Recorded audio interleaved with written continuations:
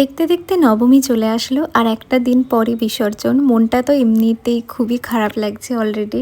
একটা মুহূর্তের জন্যও বাড়িতে থাকতে ইচ্ছা করছিল না এই কটা দিন। কাল থেকে যে কতটা ফাঁকা ফাঁকা লাগবে এখন থেকে ইমাজিন করতে পারছি। তো সকাল সকাল রেডি হয়ে আমরা চলে গেলাম পুজো দেখতে। এই কটা দিন বাড়িতে যে কত ঘন্টা থেকেছি গুনে বলা যাবে। বেশিরভাগ টাইমটাই ওখানেই কাটিয়ে দিয়েছি আমরা গিয়ে দেখলাম ভোগ নিবেদন করা হয়েছে, সেই জন্য একটু পর্দা দিয়ে দেওয়া হলো।